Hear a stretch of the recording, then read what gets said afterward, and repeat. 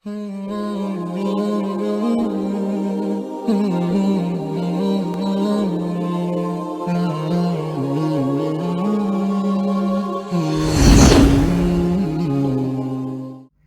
کریم میں مختلف انبیاء کے قصص ہیں، واقعات ہیں. ان میں سے حضرت لوط علیہ السلام کا بھی قصہ ہے جو قرآن کریم کی مختلف صورتوں میں پھیلا ہوا ہے. لوط علیہ السلام کو اللہ تعالیٰ نے صدوم نامی ایک بستی تھی جہاں پر نبی بنا کر بھیجا. تو قرآن ذکر کرتا ہے کہ ان پر عذاب آیا، اور 3 عذاب ذکر کرتا ہے قرآن. ان پر 3 طرح کے عذاب آئے، اور وہ لوگ جس بے حیائی کا ارتکاب کرتے تھے. اس آیت مبارکہ میں نے جو آپ کے سامنے تلاوت کی ہے، آیت نمبر 67 سورہ حجر کی یہ آیت ہے. وَجَاءَ أَهْلُ الْمَدِينَةِ يَسْتَبْشِرُونَ، اور آئے شہر والے بہت خوش ہوتے ہوئے. اللہ تعالیٰ نے فرشتوں کو بھیجا نوجوان خوبصورت لڑکوں کی شکل میں، جو حضرت لوط علیہ السلام کو خبر دینے کے لیے آئے کہ آپ کی قوم پر عذاب آنے والا ہے اور آپ اپنے اہل کو لے کر یہاں سے نکل جائیں. تو جب اس شہر والوں کو یہ علم ہوا تو وہ بہت خوش ہوتے ہوئے اور بھاگتے ہوئے چلے آئے. دوسری صورت میں آتا ہے، دوسری جگہ پر آتا ہے کہ دوڑتے ہوئے چلے آئے.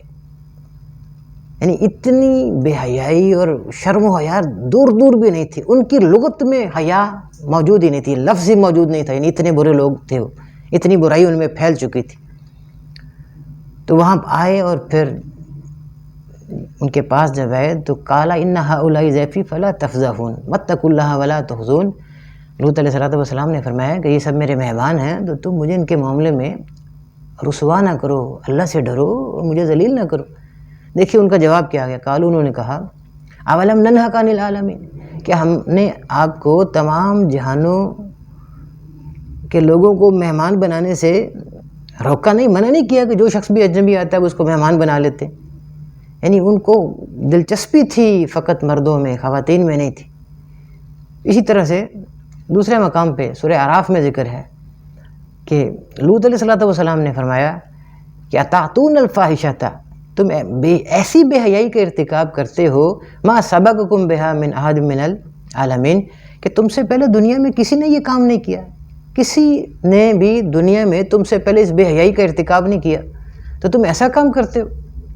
انکم لتاتون الرجال شہوۃ من دون النساء، یقیناً تم مردوں کے پاس آتے ہو اپنی شہوت کو پورا کرنے کے لیے عورتوں کو چھوڑ کر.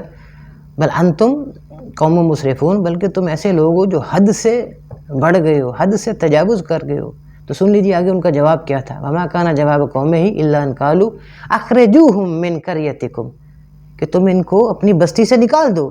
انہم اناس یتطہرون، بے شک یہ لوگ ہیں جو بہت پاک باز بنتے ہیں. بے شک یہ لوگ بہت پاک باز بنتے ہیں. لوط علیہ السلام کی قوم پر 3 طرح کے عذاب آئے ہیں. پہلا عذاب تھا کہ صبح ہوتے ہی، روشنی کے نمودار ہوتے ہی ان پر چیخ آئی، اللہ تعالیٰ کی طرف سے چیخ آئی. دوسرا عذاب یہ تھا کہ بستی کو الٹ دیا گیا، بستی کو اوپر لے جا کر پھر نیچے پھینک دیا گیا، یا نیچے والا حصہ اوپر، اوپر والا حصہ نیچے کر دیا گیا. تیسرا عذاب یہ تھا کہ ان پر پتھروں کی، سخت نوکیلے پتھر جو ہیں ان کی بارش کی گئی، ان کے اس فعل بد کی وجہ سے. اور وہ بڑے ہی یعنی بے حیا تھے اس معاملے میں، کوئی شرم نہیں تھی، حیا نہیں تھی ان کو. نبی کے پاس آ کر ان سے کہہ رہے ہیں کہ اپنے مہمانوں کو ہمارے حوالے کیجیے، ان کے پاس آ کر یہ بات کر رہے ہیں. تو اس وجہ سے لوط علیہ السلام کی قوم پر عذاب آیا. میں آپ سے ایک بات بڑی کرنا چاہتا ہوں. ہمارے عام طور پہ اس فعل کو لیواتت بولا جاتا ہے یا لوطی کہا جاتا ہے، جب یہ مناسب نہیں ہے، بالکل غیر مناسب لفظ ہے. لوط علیہ السلام پیغمبر کا نام ہے، اس سے یہ لفظ بن رہا ہے. دیکھیے لوط علیہ السلام نبی ہیں، انسانی مخلوق میں سے سب سے بہتر انسان نبی ہوا کرتا ہے، اور وہ نبی ہیں. اور لوط علیہ السلام بھی اس علاقے کے آدمی نہیں تھے، ابراہیم علیہ السلام کے بھتیجے ہیں. نبی بنا کر اس علاقے میں بھیجا گیا، اردن کے پاس، بحر مردار یا بحر لوت کہتے ہیں، آج بھی موجود ہے وہ. اور وہ جو اردن کے پاس وہ یہ بحر لوت کے پاس وہ علاقہ ہے جہاں پر یہ قوم آباد تھی، وہ آج وہاں آبادی نہیں ہے، وہاں پر آبادی نہیں ہے. صدوم نام تھا اس بستی کا.